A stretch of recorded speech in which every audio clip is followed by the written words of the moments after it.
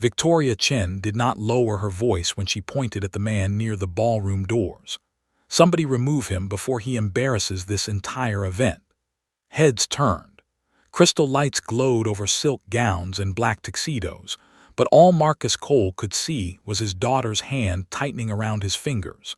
Lily stood beside him in a blue dress, holding a glitter-covered card against her chest like it was something fragile and holy. Victoria's eyes moved over Marcus's cheap gray suit, the worn cuffs, the tired face, and made her decision in one cruel second. "This is a private gala," she said, "not a shelter." Lily looked up at her, confused and hurt.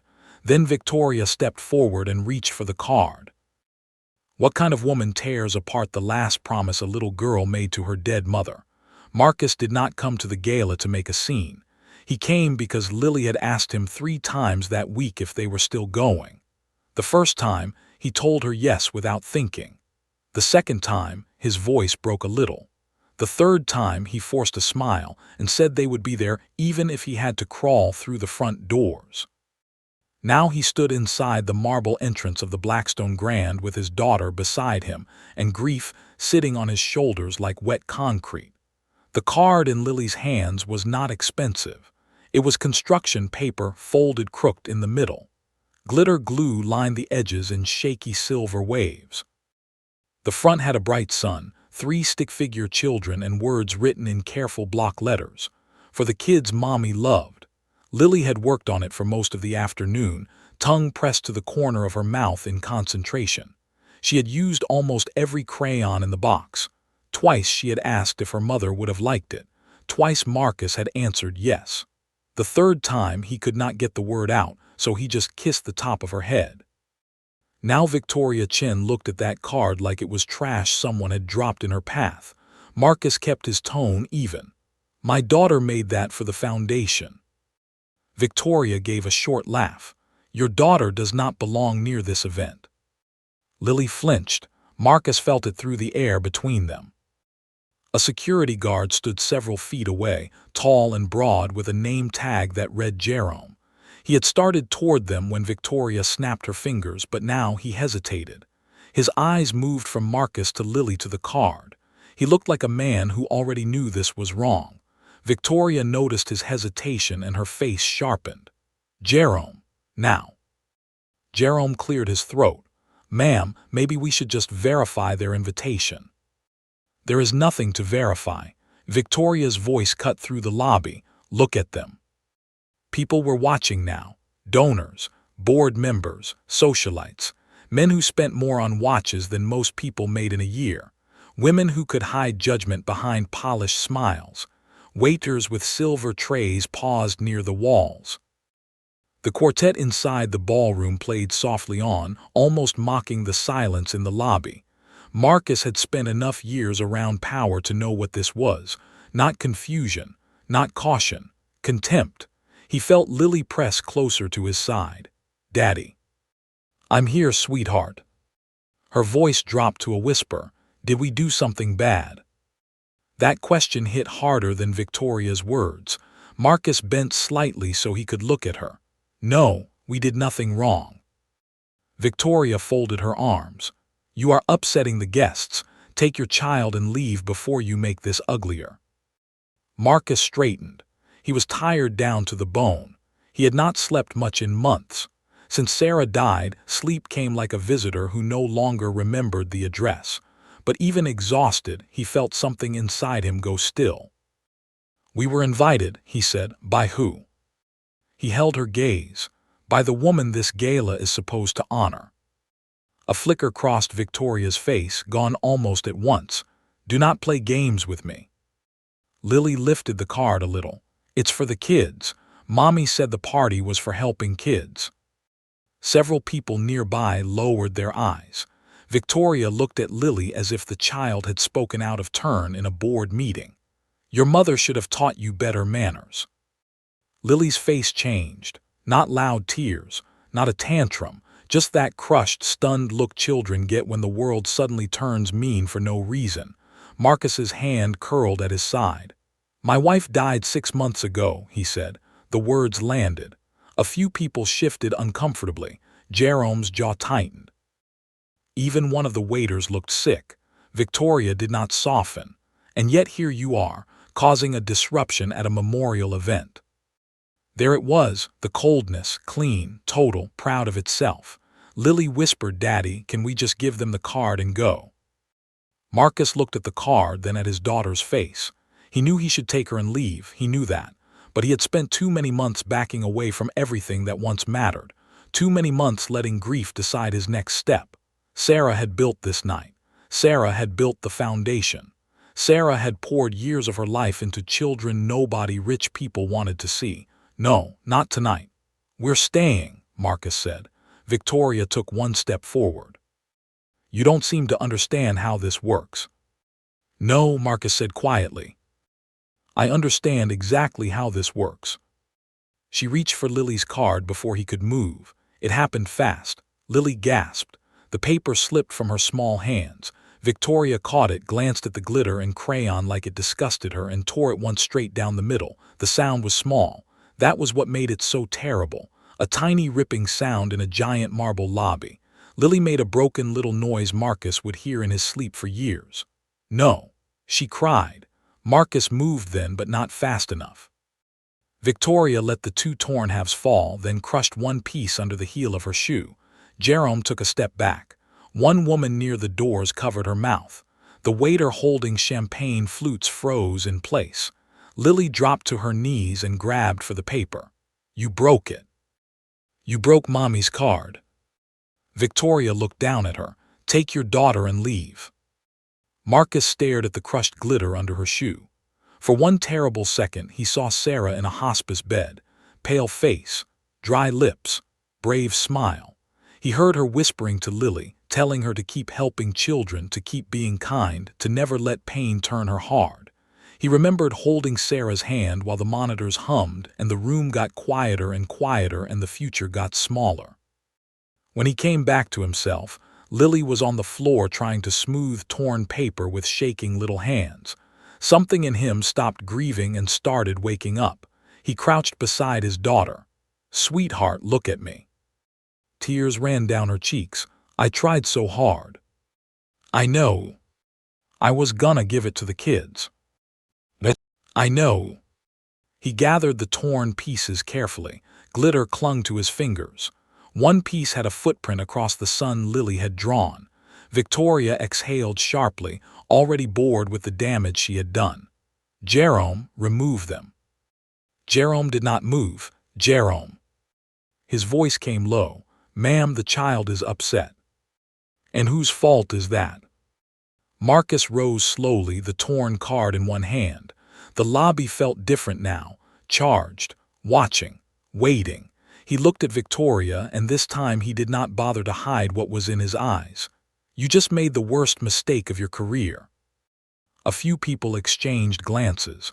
Victoria gave a thin smile, but it did not fully hold. "Is that a threat?" "It's a promise." She laughed, but too quickly. "You think you can scare me because you can string a sentence together in a second-hand suit." Marcus took one step toward her. "No," he said. "I think I can scare you because I know exactly what kind of people panic when they see a man they don't recognize at an event they were never supposed to fully control." That hit, he saw it, a flicker behind her eyes, not guilt, not yet, fear, small, sudden, real, interesting, he thought. This was no longer just about class cruelty. Something else was sitting underneath it. Victoria recovered fast. "Whatever game you think you're playing, it ends now." Marcus glanced at the ballroom doors, then at the banners carrying his late wife's name in gold script. Sarah Cole Foundation. Her face smiled from every printed display. Her legacy filled the building, and yet the woman running this night had just shredded a child's card at the front door. Marcus looked back at Victoria. "Call the board," he said. She blinked. "What?" "Call them. Call every board member in that ballroom. Call your legal team, too. You're going to want witnesses for what happens next." The crowd went very still. Jerome stared at Marcus now with a different expression. Not pity, recognition. Victoria's chin lifted. "Who exactly do you think you are?" Marcus looked down at the torn card in his hand, then at Lily, who stood beside him trying so hard not to cry loudly. When he raised his eyes again, his voice was calm enough to frighten everyone who heard it. "That," he said, "is the first question you should have asked before you touch my daughter." Nobody in the lobby moved. The words hung there between Marcus and Victoria like a wire pulled too tight. Lily stood close to her father, one small hand gripping the side of his jacket, the other holding the torn pieces of her card against her chest. Glitter clung to her fingers. Her eyes were wet, but she was trying very hard not to cry again. Victoria gave a brittle laugh. "Fine. Enough drama. Jerome, remove this man now." Jerome did not touch Marcus.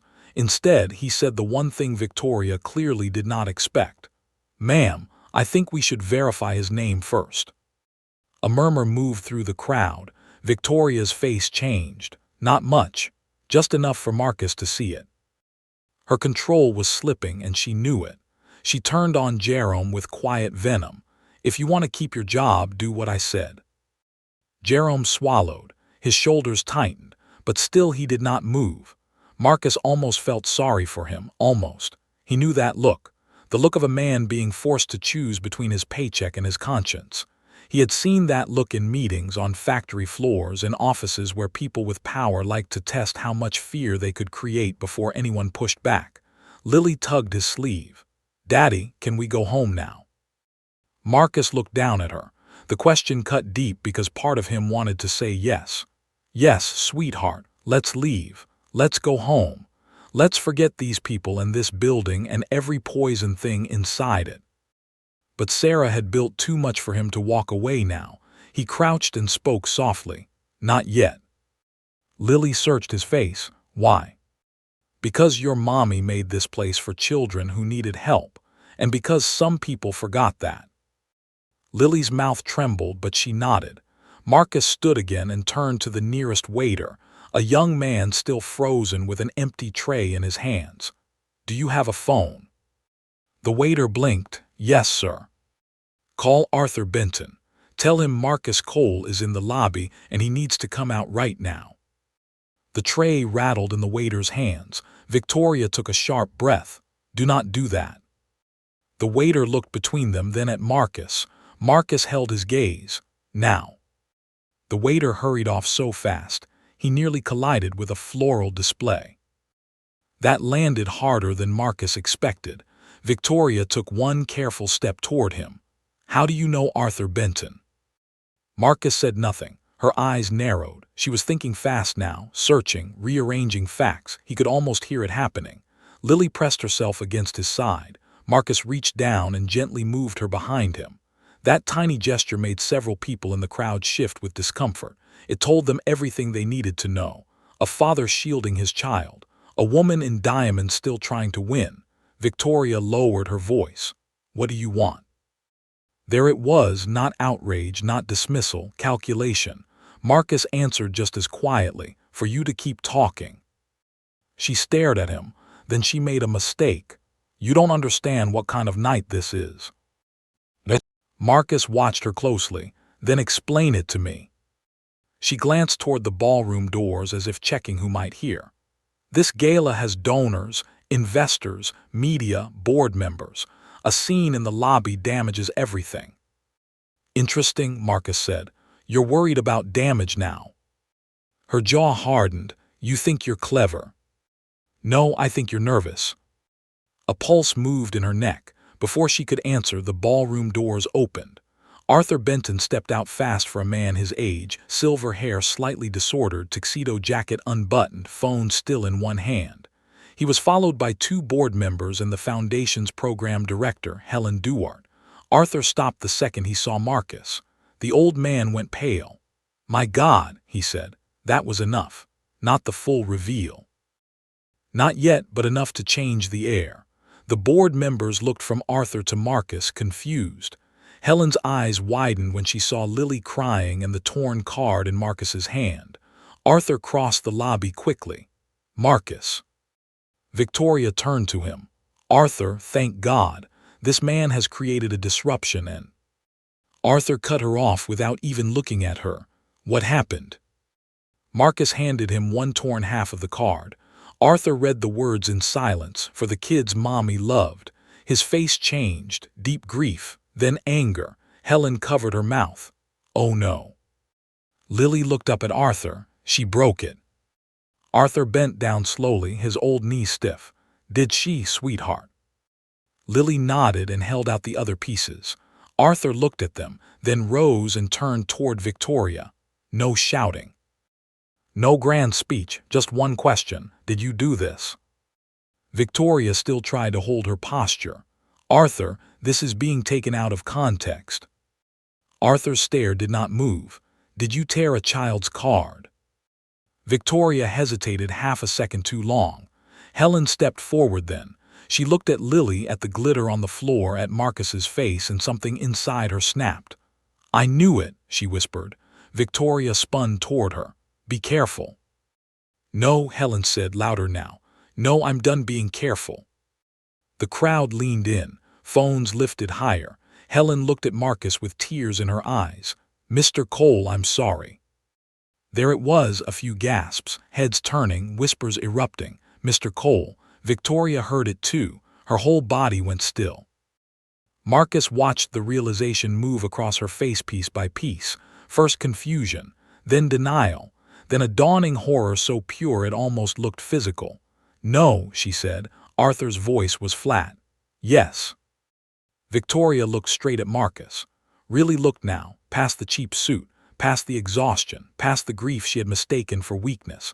And suddenly she saw him, not just a tired widower, Marcus Cole, founder of Cole Enterprises, majority owner, husband of Sarah Cole, the man whose absence had given her room to play queen. No, she said again, but this time it sounded smaller. Marcus did not raise his voice. He did not need to. You should have asked my name. Lily reached for his hand. He took it immediately. Victoria's face had gone colorless. I didn't know. Marcus gave a cold, humorless smile. That is the entire problem.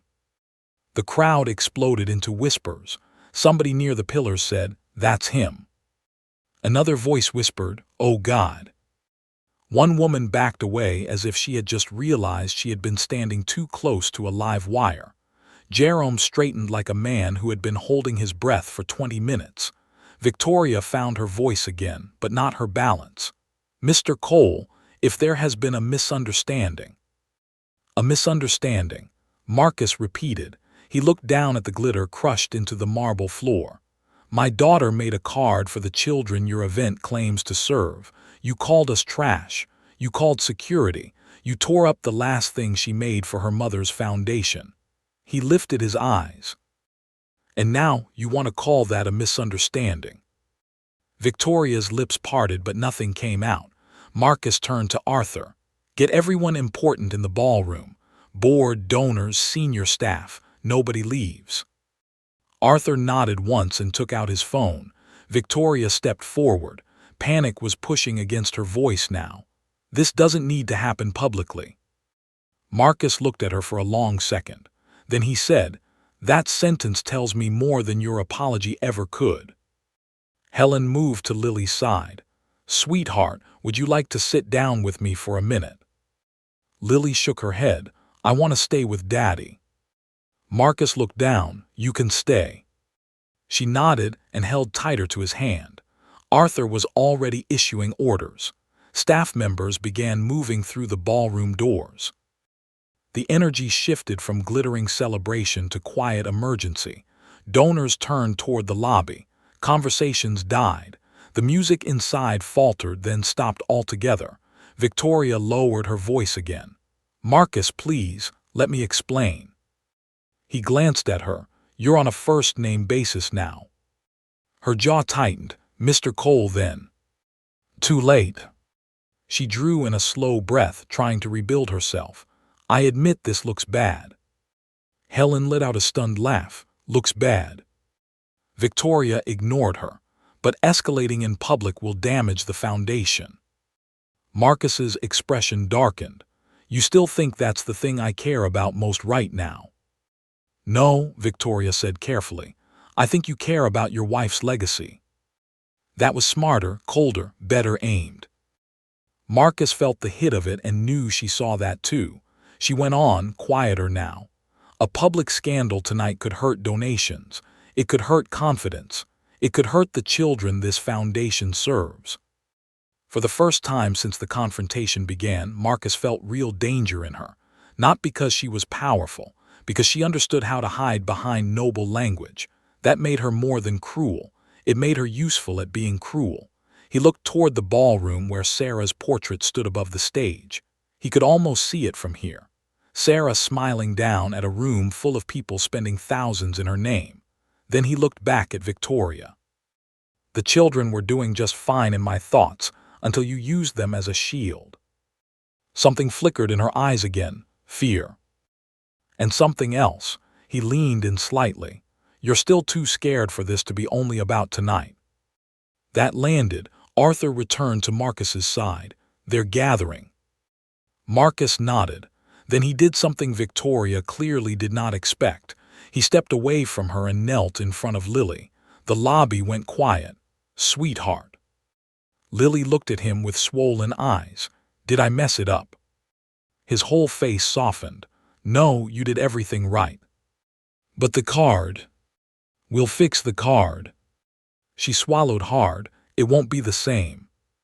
Marcus looked at the torn paper in her hands. No, he said, it won't. The honesty hurt, but he gave it anyway. Then he touched one small, glitter-covered corner and added, but the promise is still the same. Lily blinked. You mean it? I do. She took a shaky breath. Okay. Marcus stood. When he turned back toward the ballroom doors, the tenderness was gone. Not buried, just set aside. Now he was something else. The version of himself he had not fully been since Sarah got sick. Focused. Cold. Exact. He addressed the room, not loudly but with the kind of control that made people listen harder. Everyone inside this building is about to learn whether tonight was a failure of judgment or a symptom of something much worse. Nobody moved. Victoria said, You cannot interrogate me in front of guests. Marcus looked at her. Watch me. Arthur opened the ballroom doors fully.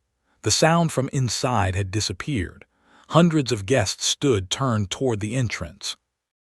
The portrait of Sarah Cole rose above the stage, lit in gold and ivory, calm and radiant and unbearably alive in paint. For 1 second Marcus almost broke. Then Lily's hand squeezed his. He squeezed back. Together they stepped toward the ballroom. Behind them, Victoria Chen did not follow right away. Because for the first time all night, she was afraid of walking into a room she no longer controlled. The ballroom had gone so quiet that Marcus could hear Lily's shoes on the polished floor. Rows of round tables stretched beneath chandeliers. White roses, silver candlelight, crystal glasses catching the gold glow from the stage. At the far end of the room, Sarah's portrait rose above everything, smiling with the soft strength that used to steady him on his worst days. 300 people turned to stare. They saw a little girl with red eyes and glitter on her hands. They saw a man in a cheap gray suit carrying torn pieces of a card. And they saw Victoria Chen enter a few steps behind them, pale for the first time in her polished life. Marcus stopped at the center aisle. Arthur moved quickly to the microphone on stage, tapped it once, and the sound cracked across the room. Ladies and gentlemen, he said, voice tight, there has been a serious matter at the entrance. Mr. Marcus Cole has something to say. That did it. A wave of shock rolled through the ballroom. Heads snapped toward Marcus. Several people stood. A fork slipped from somebody's hand and rang against a plate. Marcus did not rush.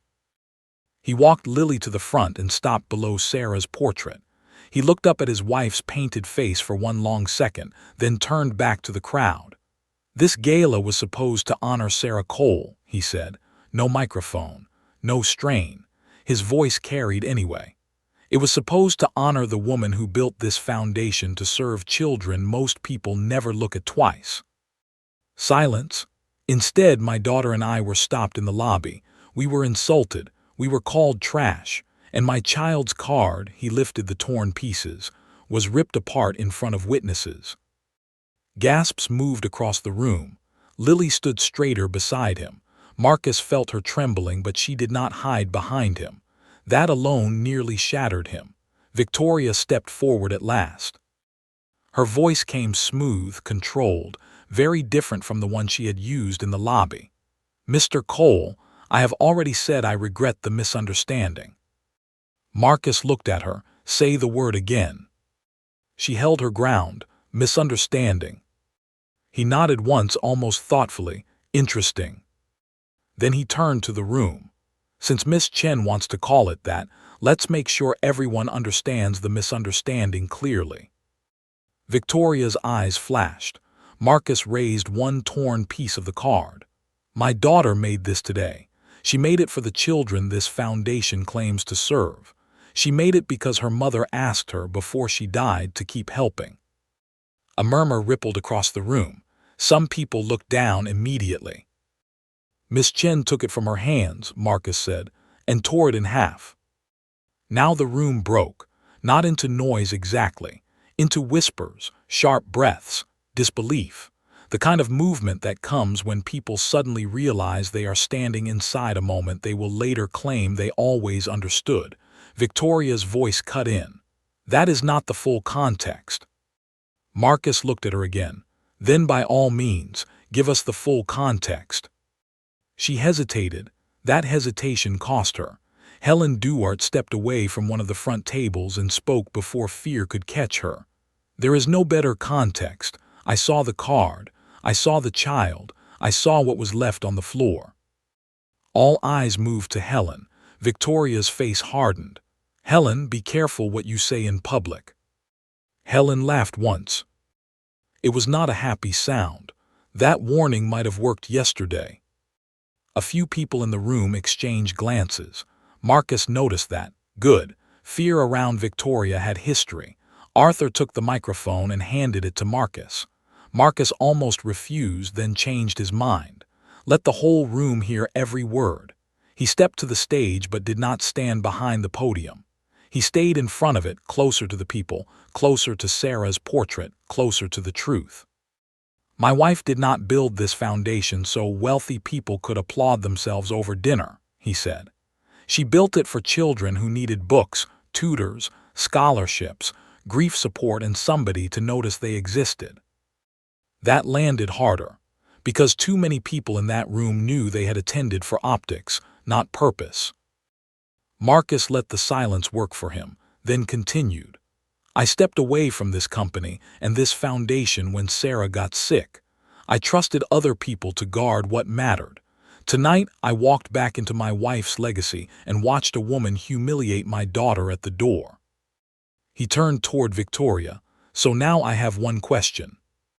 Victoria did not answer, but her shoulders tightened. "What exactly have you been doing while I've been gone?" That changed the room. Until that second, this had been about cruelty, ugly, public, memorable cruelty. Now it became something else. Audit, danger, exposure. Victoria saw the shift too. "I have been running this company and this foundation under impossible circumstances." Marcus tilted his head. "Impossible." "Yes, revenue pressure. Board conflict, donor fatigue, program inefficiencies." Helen spoke over her. "You called them legacy waste." The words hit like a slap. Victoria spun toward Helen. "That was in a budget context." "No," Helen said. "That was in a children's context." Someone near the back said, "What does that mean?" Marcus did not take his eyes off Victoria. "I'd like to know too."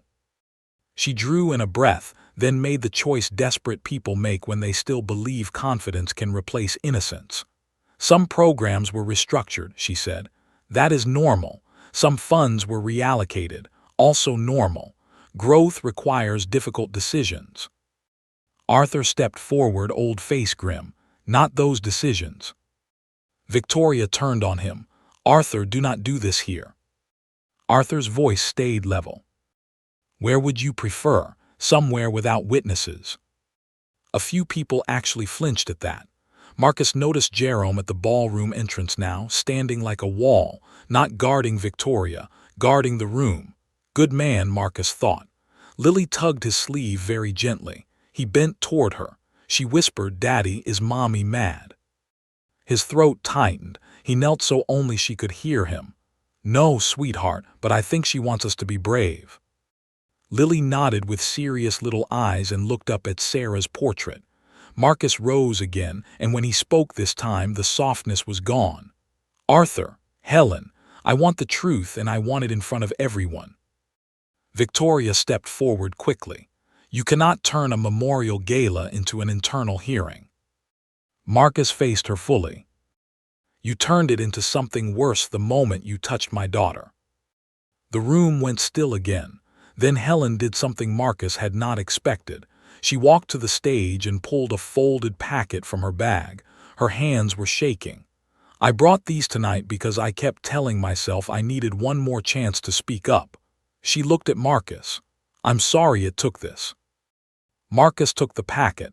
Inside were summary reports, budget revisions, program closures, reallocations, executive spending increases, pages with Helen's handwritten notes in the margins. His jaw set tighter with every page. He lifted one sheet and read aloud. "After-school literacy expansion canceled in 4 districts." Another page. "Scholarship reserve reduced by 40%. Another. "Family crisis support deferred pending executive review." He lowered the paper slowly. Then he looked at Victoria. "My wife was dying," he said, "and while I was helping her breathe, you were cutting the program she fought to build." Victoria's control cracked for the first time. "I did what was necessary." "For who?" The question echoed. She opened her mouth, closed it. Marcus held up the papers. "Answer." Victoria's voice turned sharp. "For the foundation to survive." Helen said very quietly, "That's not where the money went." Now the room erupted into real noise. "What money? What is she talking about?" "Victoria, answer him." Marcus did not move. He did not need to. The ballroom was finally doing what it should have done in the lobby, looking, listening. Judging, Victoria glanced toward the doors. Marcus saw it, the instinct to escape. Not yet. Arthur saw it too and stepped closer to the aisle, cutting off the cleanest path out. Marcus walked toward Victoria, not fast, not threatening, but with total certainty. "Tell them," he said, "I owe these guests no explanation." "You owe my wife one." That hit her harder than anything else. For 1 second her eyes flicked up to Sarah's portrait, and Marcus knew, not everything, not yet, but enough. This was bigger than arrogance, bigger than cruelty, bigger than a woman who liked humiliating people in cheap clothes. She was scared of numbers, trails, records, questions, and now she was standing in front of the one man who had both the right and the grief to burn the whole lie down. Marcus turned back to the room, lifted the packet, and said the words that changed the night completely.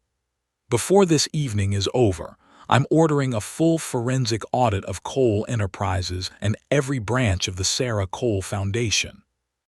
Victoria went white, and in that instant, everyone in the ballroom understood the same thing. The woman who tore a child's card at the door had just been caught protecting something far more fragile than her pride. The ballroom did not explode all at once. It fractured. A donor near the front stood so quickly his chair tipped backward. 2 women at table 7 started whispering with their phones already out. One board member reached for a glass, then thought better of it when he realized his hand was shaking. At the back of the room, a waiter froze in place with a tray of untouched champagne.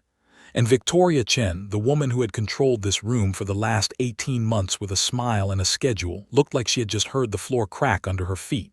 Marcus saw it clearly now. Not anger, not embarrassment, fear, real fear. That mattered more than anything she could say. Arthur stepped beside Marcus. "I'll call the audit firm tonight." "No," Victoria snapped, "you will not." Every head turned back to her. Bad move, Marcus thought. She had gone from polished executive to cornered woman in less than a minute, and the room could smell it. Marcus kept his voice calm. "You seem unusually invested in stopping an audit." Victoria straightened, trying to rebuild the version of herself that usually worked on people. "Because this is impulsive, emotional. You have just returned after a long absence, and you are trying to make legal and financial decisions while upset. Lily's fingers tightened around Marcus's hand. He did not look at Victoria. Did you hear that, sweetheart? Lily blinked up at him. Hear what? The part where the woman who ripped up your card is now worried about people making emotional decisions. A few people laughed before they could stop themselves. Victoria's face hardened. Marcus finally looked at her. You want to talk about judgment? Let's do that. In the lobby, you saw a man in a cheap suit and a little girl with a homemade card. You decided that gave you the right to humiliate them. He took one step forward. That was your judgment. She held his stare. I made a mistake. No, Marcus said. A mistake is spilling wine on someone. A mistake is misreading a name tag. What you did was reveal character. That line landed hard. Several phones lifted higher. Victoria knew it too. She pivoted fast. This is turning into theater. Marcus looked around the room. No, theater is what this gala was supposed to be. The room went very still. He turned slowly, taking in the chandeliers, the flowers, the expensive dresses, the giant portrait of Sarah smiling above a room full of people who had come to honor her while missing what she actually stood for. My wife created this foundation because she knew what it meant to feel invisible, he said. She did not build it for branding. She did not build it for executive image polishing. She built it so children who were hurting would not be left behind. Helen stepped forward again, voice unsteady but brave. Some of them were left behind. Marcus looked at her. Tell me. Victoria snapped. Helen, stop. Helen ignored her. That alone told Marcus how far things had gone. The after-school reading sites in South Shore and Inglewood were closed 6 months ago, Helen said. The grief support pilot for children who lost parents was frozen. Scholarship review was delayed. Emergency aid requests started sitting for weeks. Her eyes filled with tears. We were told the foundation had to look more efficient. Lily looked up at Marcus. Daddy, that means kids didn't get help. He bent toward her and answered honestly, yes. Her small face fell. That expression broke something in the room far more effectively than any speech could have. One donor, a woman in emerald silk near the front, stood abruptly. Victoria, is that true? Victoria turned to her with practiced control. Programs were reviewed. Some changes were necessary. Arthur said the question was whether it's true. A second board member rose now, a heavy-set man Marcus vaguely recognized. I was told those cuts were temporary. Helen laughed bitterly. That's because you only read the summary pages. Marcus filed that away. Not all guilty the same way, then. Some complicit, some lazy, some blind on purpose, still guilty. He raised the packet Helen had given him. This is enough to justify an internal freeze tonight. Effective immediately, all discretionary spending in the foundation stops pending review. Victoria stepped forward. You cannot do that from a ballroom. Marcus's gaze sharpened. I can do anything I want with my company. There it was again. Power, but this time in the hands of the man who had not used it in the lobby because he should not have needed to. That contrast mattered. He saw people understanding it in real time. Victoria tried one more pivot. If you embarrass this foundation publicly, you risk destroying donor trust. Marcus looked at her for a long second. Then he asked, what exactly are you afraid donors will learn? The room snapped silent. Victoria did not answer. He pressed. That you tore a child's card, they already know. That you called us trash, they're learning. Or is it something else?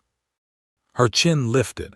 You are exploiting a painful personal moment to stage a corporate seizure. That was the smartest thing she had said all night. If the room wanted to protect itself, wanted an escape hatch, that sentence gave it one. Marcus knew it. He also knew he had to kill it immediately. So he did the one thing Victoria could not imitate. He told the truth without dressing it up. My wife died 6 months ago, he said, voice low and steady. Since then I have been functioning, not living. I stepped away from the company because watching the person you love disappear inch by inch changes what your mind can carry. He glanced at Sarah's portrait. I trusted the people left behind to protect what mattered. He turned back to the room. Tonight my daughter walked into her mother's gala with a card she made by hand for children in need. This woman tore it apart and called us trash before she knew who I was. His voice hardened. If that is how she treats people when she thinks they are powerless, then every single thing she has touched deserves investigation. Nobody argued with that. Nobody sensible could. Even the room's cowards knew it. Victoria's shoulders squared. You are still basing serious accusations on emotion. Marcus nodded once. Then let's add evidence. He held out his hand to Arthur. Your phone. Arthur gave it to him without question. Marcus dialed from memory.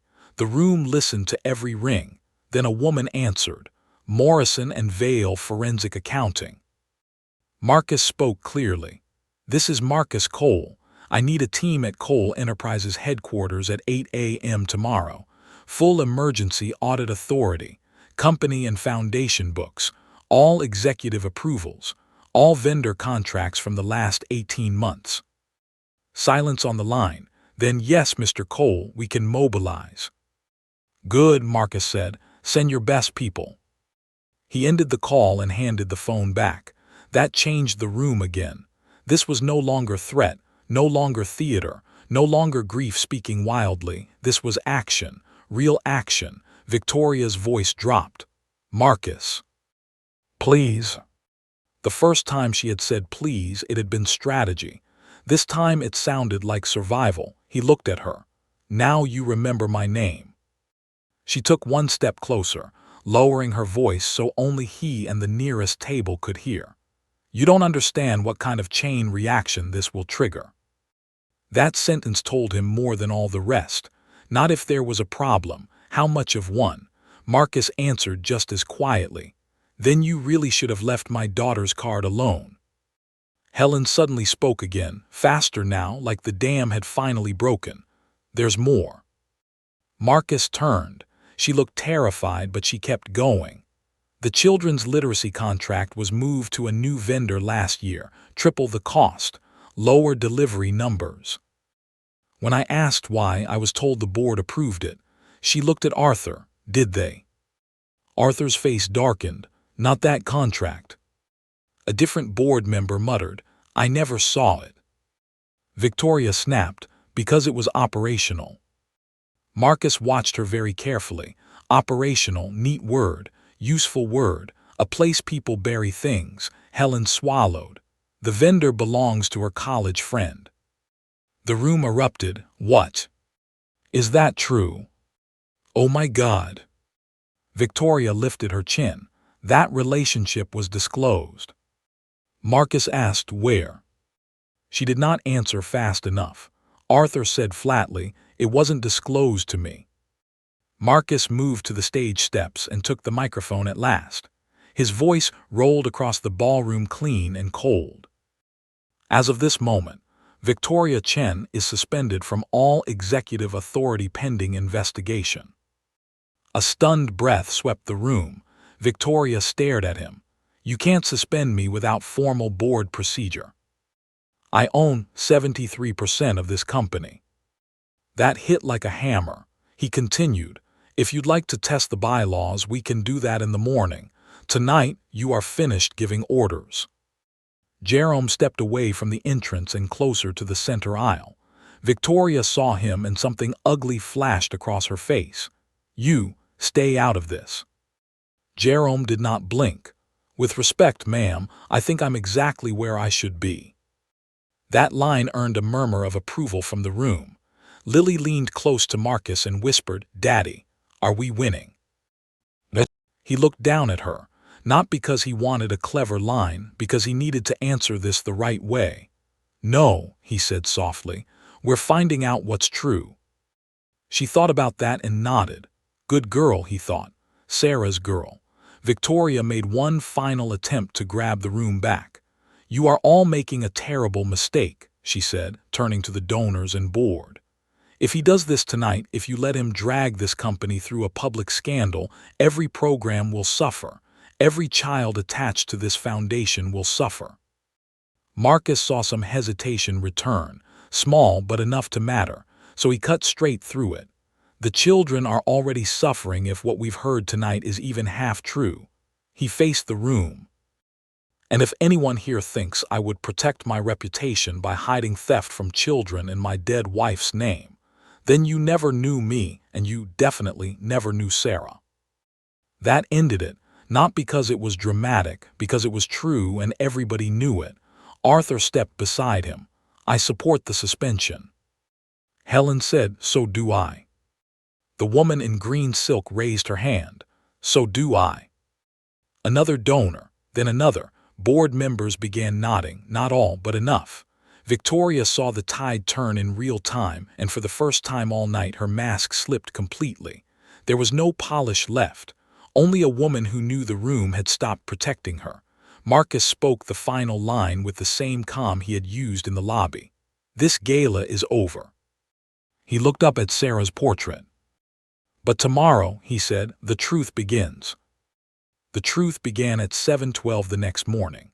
Marcus was already in the executive conference room when the forensic team arrived. The sun had barely cleared the Chicago skyline. The city outside the glass walls looked cold and metallic, all silver light and hard edges. Inside, the room smelled like coffee, printer toner, and the kind of tension that makes people sit straighter without knowing why. 3 accountants entered first, then 2 digital investigators. Then a legal specialist with a rolling case full of sealed evidence bags and document markers. Morrison and Vale did not waste time with small talk. They opened laptops, requested server access, and started building the shape of a disaster before the coffee even cooled. Arthur sat at the far end of the table with a legal pad in front of him, though he had not written a word. Helen stood by the windows, arms folded tight across her chest. Jerome waited outside the room with 2 internal security officers Marcus had hand-picked that morning. Marcus looked at the lead forensic accountant, a sharp-faced woman named Dana Vale. How long before you know whether this is sloppiness or fraud? Dana clicked open a file. If it's sloppiness, we'll know by lunch. If it's fraud, we'll know faster. Marcus almost smiled. That bad? She looked up. People who steal from charities usually don't stop at one doorway. That line stayed with him. At 7:46, Victoria Chen arrived. She walked into headquarters in a cream blouse and dark tailored trousers, makeup flawless, expression controlled, as if last night had been a difficult misunderstanding she fully expected to outlast. But she slowed when she saw Jerome outside the conference room and the legal seals already being placed on records carts. Her eyes moved once to Marcus, then to Dana Vale, then to the rows of bankers' boxes being carried in from archives. That was the moment her face changed. Not enough for most people, enough for Marcus. You moved quickly, she said. You moved first, Marcus replied. Arthur did not look up from the table. Sit down, Victoria. She remained standing. I'd prefer counsel present. Dana spoke without emotion. Counsel can join you. The audit proceeds either way. Victoria looked at Marcus again. This is reckless. No, Marcus said. Reckless was humiliating my daughter in public while standing on top of books you assumed nobody would open. Her jaw tightened. Helen turned from the window. You should sit. It was the first direct order Helen had ever given her. That mattered. Victoria sat. For the next hour, the room became a machine. Dana's team requested authorization logs, expense approvals, travel records, vendor contracts, foundation disbursement summaries, board packet versions, revision histories, internal communications between finance, operations, and executive office. Every time a file was projected onto the wall, the room got colder. At 8:31, they found the first clean fracture. A consulting contract for donor optimization strategy. Amount $2.8 million. Vendor, East Harbor Advisory. Dana clicked into corporate ownership records and froze the screen. Registered managing partner, Daniel Wu. Helen let out a breath. That's her brother. Victoria's head snapped up. Stepbrother. Dana did not even blink. Was that disclosed in the conflict register? No one answered. Arthur slowly turned a page on his empty legal pad. Marcus asked, was it? Victoria crossed her arms. The firm was qualified. That wasn't the question. Silence. Dana made a note. Undisclosed related party contract flagged. Victoria leaned forward. You're framing this dishonestly. Marcus looked at her. No, we're finally framing it accurately. At 9:04, they found the second break. 3 children's literacy grants had been paused for insufficient return metrics. The funds had not remained in reserve. They had been moved into executive development and donor experience enhancement. Marcus stared at the screen. Explain donor experience enhancement. A younger analyst answered. Private event upgrades, VIP travel, executive retreat hospitality, luxury venue deposits. Helen shut her eyes. Arthur muttered, Dear God. Victoria lifted her chin. High net worth donor relationships bring long-term value. Marcus felt something sharp and old move through him. Not rage exactly. Clarity. My wife raised money in church basements and school gyms, he said. She sat on folding chairs with single mothers and grieving grandparents. She did not need champagne towers to convince people to care. Victoria's gaze flickered. Your wife wasn't managing an organization of this scale. That room should have gone silent. Instead it made a sound, a collective recoil, small, disgusted, immediate. Arthur looked at her like he had never seen her before. Helen whispered, You really believe that? Victoria realized too late what she had exposed. That's not what I meant. But it was. Marcus stood. The room stilled automatically. He did not shout. He was past shouting. You have spent 18 months using polished language to launder small acts of cruelty into policy. He pointed at the screen. You cut reading support, grief support, and scholarships to pay for private luxury in the name of strategic growth. His voice hardened. You did not just betray me, you betrayed Sarah. Victoria stood too, fast enough to scrape the chair. And what were you doing? She fired back, disappearing, mourning, leaving a billion-dollar company leaderless while everyone else cleaned up the mess. Arthur flinched. Helen stared. The forensic team kept still, but Marcus saw them listening. Good, he thought, let her keep talking. He stepped closer. Say the rest. Her breath came faster. You want the truth? Fine, you vanished. People needed direction.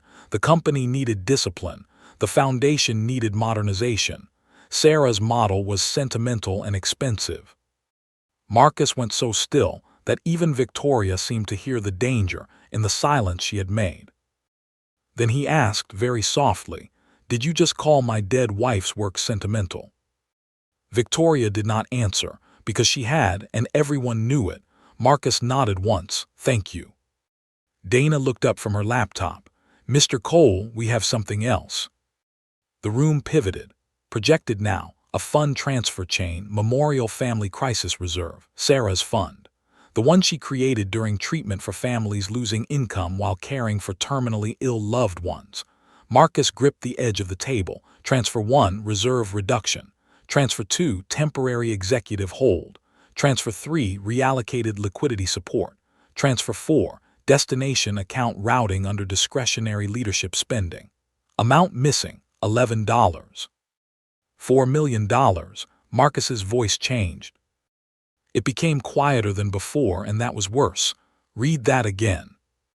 Dana did, every word. Helen started crying openly.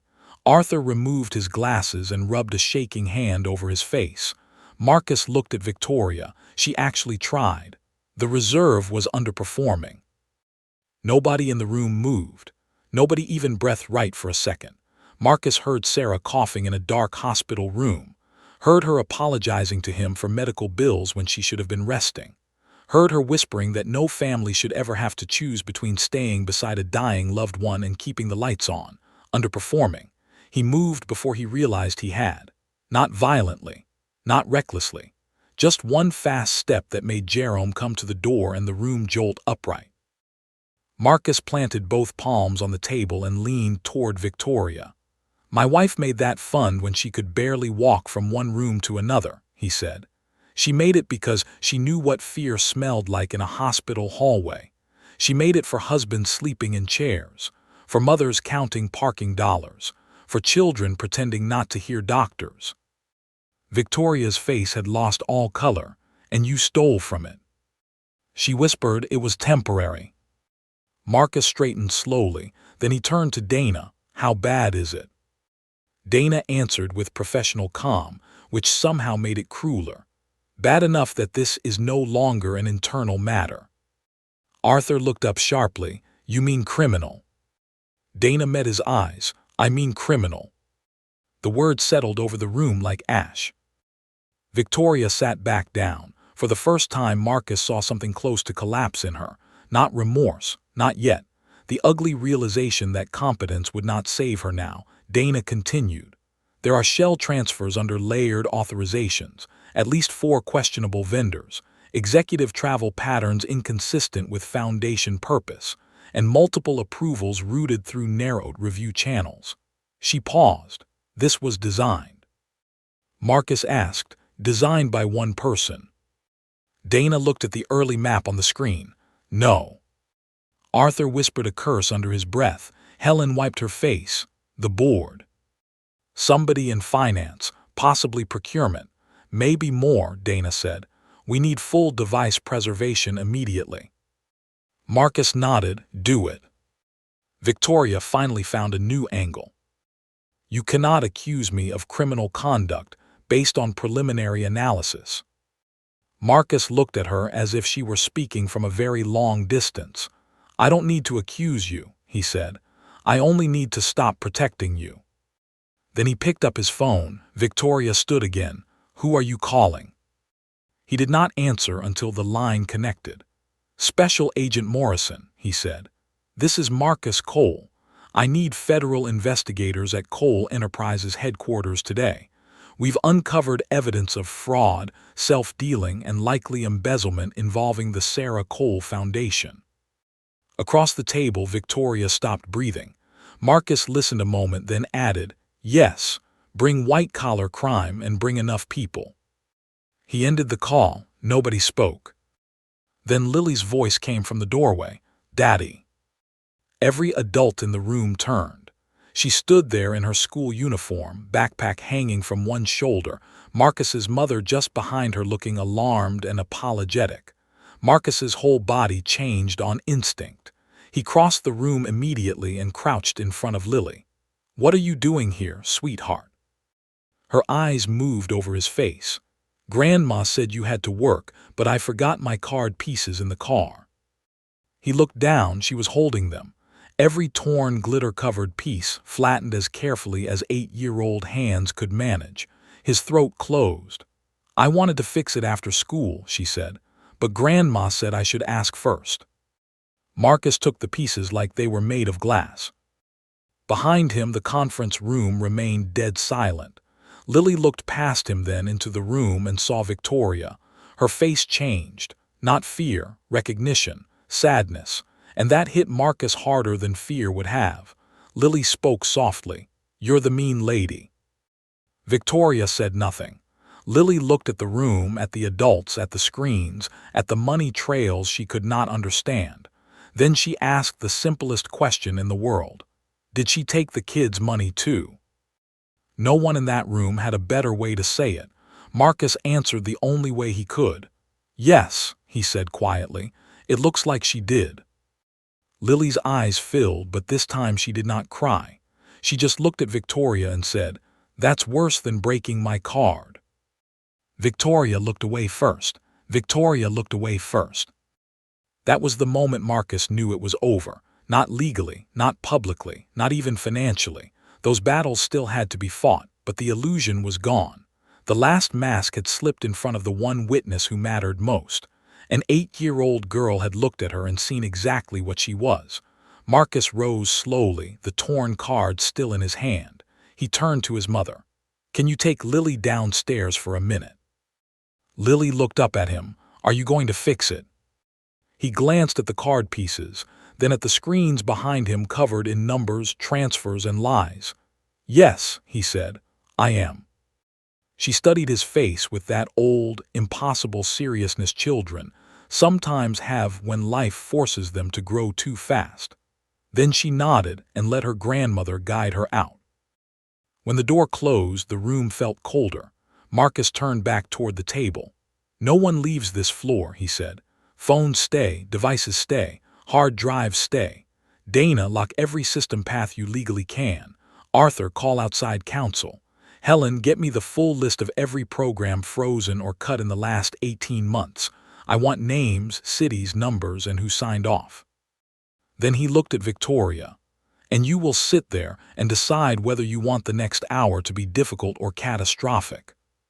She tried one last time. You are enjoying this. Arthur flinched. Helen stared.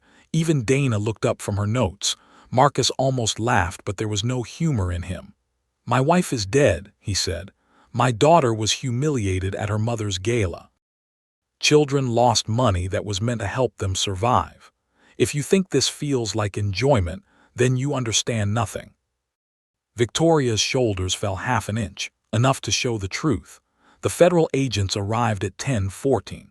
Special Agent David Morrison was first through the door, dark suit, clipped stride, no wasted movement. 2 financial crime investigators followed, then a digital seizure team, then another pair carrying evidence cases. Morrison took one look at the room and understood everything important in less than 5 seconds. Mr. Cole. Agent Morrison. Marcus handed him Dana's initial packet. Morrison read fast, his expression tightening line by line. When he reached the Memorial Family Crisis Reserve transfers, he stopped. Who approved these? Dana pointed. Executive office chain.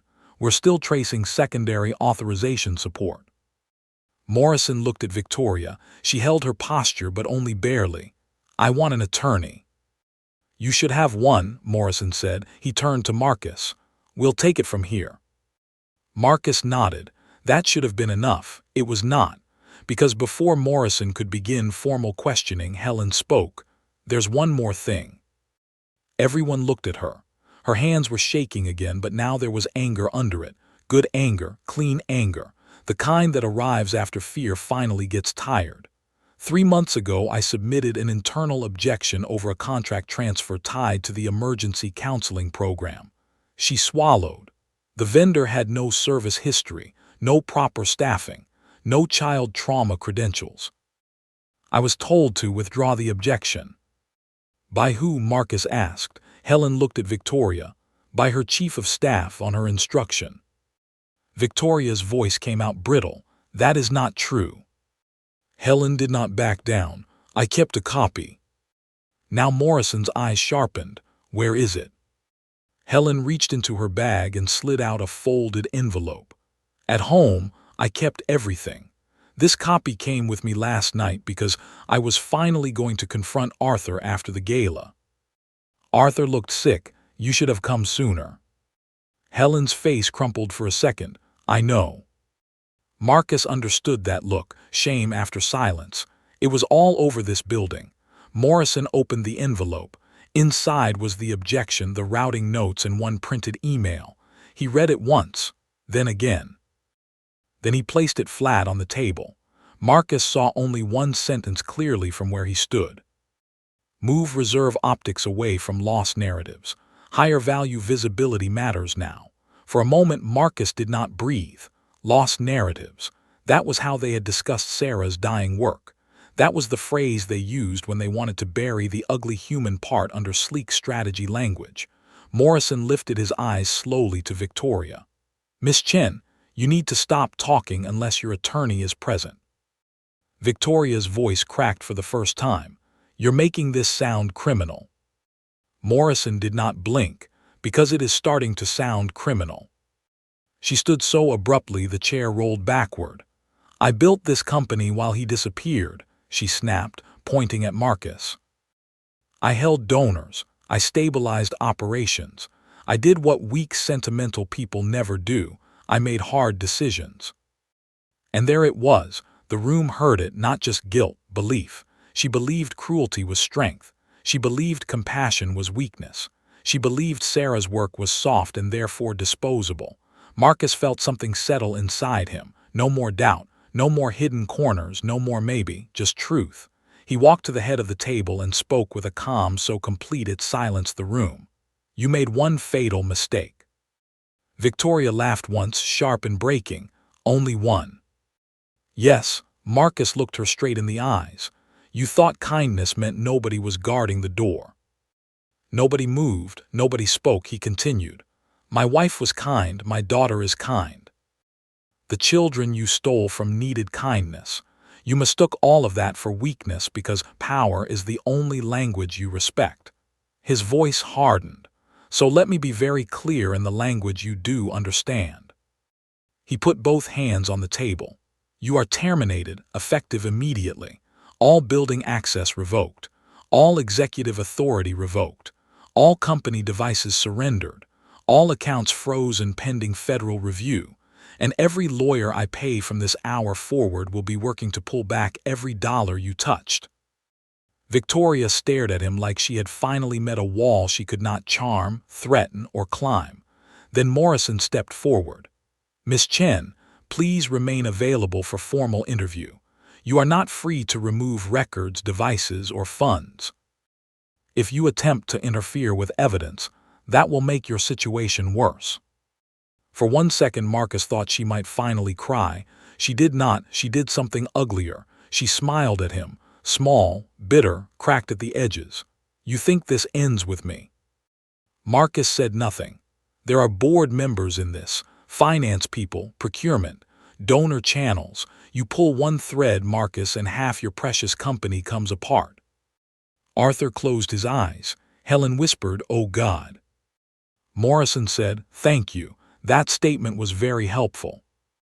The smile vanished. Too late, 2 of the agents stepped closer. Victoria sat back down slowly. The meeting lasted another 2 hours. Names surfaced. Contracts were flagged. Accounts were frozen. Internal email access was mirrored. Devices were tagged. Arthur gave statements. Helen gave names. Dana's team built the first rough fraud map, and the lines on the screen multiplied until the room looked like it had been webbed over with red wire. By noon, Cole Enterprises was in full containment mode. By 2, rumor had outrun the walls. By 4, the first press vans were parked outside. Marcus did not go down. He stayed in Sarah's old office. He had not sat in that room in months. Nothing had changed. Her books still lined the shelves. The framed photo of the 3 of them still sat on the side credenza. Her handwriting still lived faintly on the corner of a planning board no one had dared erase. He stood in the middle of the room and let the silence hit him. Then someone knocked. Lily. She slipped inside before he answered, still in her school uniform, backpack hanging crooked, card pieces now tucked inside a clear plastic folder. You said I could come up after school. He opened his arms and she ran into them. For a few seconds he just held her. No speeches, no strength, no posture, just held her. Finally she leaned back and looked up. Did you fix it? Marcus considered the question. The company, not yet. The money, not yet. The grief, never fully, but something had changed, something true. We started, he said. She nodded like that was enough. Then she looked around the office. This was Mommy's room. Yes. Lily walked to the board with Sarah's faded notes. What does this one say? Marcus moved beside her. The writing was old and slightly smudged. Invisible children still count. His throat tightened. Mommy wrote that. She did. Lily traced the words without touching them. Then we have to keep it. Marcus looked at her, not because she was cute, not because she was brave, because she was right. He knelt in front of her. Sweetheart, I need to tell you what happens next. Okay. There will be reporters, a lot of questions, people on TV.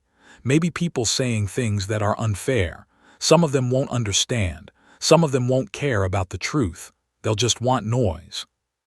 Lily listened carefully.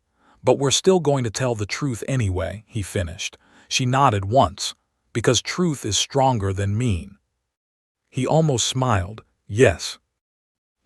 She reached into the plastic folder and pulled out the broken card pieces.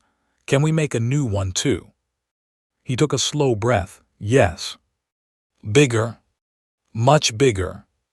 More glitter. An unreasonable amount of glitter.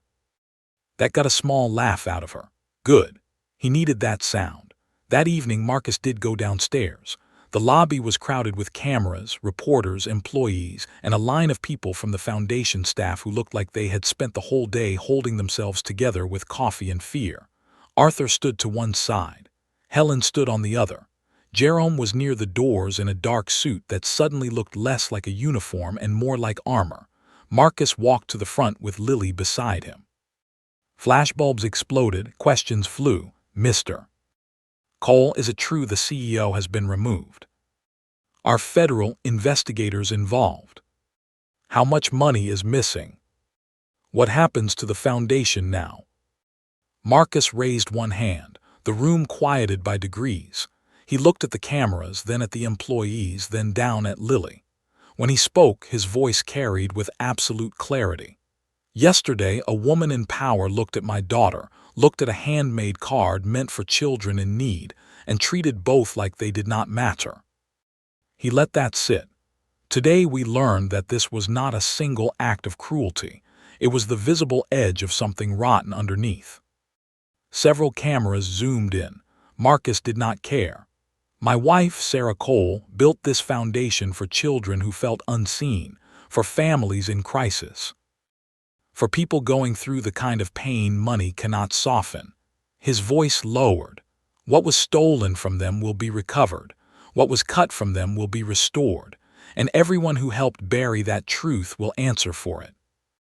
A murmur moved through the room. Then Lily tugged his hand. Marcus looked down. She whispered, "Can I say something?" The old instinct said no. Protect her. Shield her. Keep her away from this. But he had learned something. Sometimes protection is not silence. Sometimes it is standing beside the truth and letting it speak in its own voice. He lifted her gently so she could reach the microphone. Lily looked at the cameras, then at the employees behind them, then at the clear folder in her hands. Her voice was small, but nobody missed a word. My mommy used to say that people who are hurting should never be treated like they're in the way. The lobby went silent. The mean lady broke my card, Lily said, but she also took things from kids who needed help. That was worse. She held up the broken pieces. So me and Daddy are going to make a new card, and the foundation is going to help the kids for real this time. Her chin lifted slightly, and if somebody thinks kind people are weak, she looked up at Marcus, then back at the room. They're wrong. The silence that followed was different from the ballroom silence. That had been shock. This was recognition. Then applause started somewhere near the back. One employee, then another, then 10, then the whole lobby. Marcus looked down at his daughter, Sarah's daughter. His daughter, the child who had walked into grief and humiliation and still chosen courage. He leaned close and whispered, "That was perfect." Lily whispered back, "Can we go home now?" Marcus laughed softly, the sound rough from everything in him. "Yes," he said, "now we can go home." He took her hand and turned away from the cameras, not because the story was over, because it had finally become honest. Upstairs, federal agents were still boxing records. Lawyers were still arriving. Phones were still ringing. Somewhere in the building, powerful people were realizing that the quiet widower they had ignored had returned with a reason stronger than revenge. He had returned with a promise, and promises made in love are far more dangerous than threats made in pride. As Marcus and Lily stepped out into the fading Chicago light, he looked down at the plastic folder holding the broken card. It was not whole. Maybe it never would be, but the promise inside it was alive. And this time, everyone who had tried to crush it was finally going to learn something simple. Power does not belong to the loudest voice in the room. It belongs to the one person everyone was foolish enough to underestimate.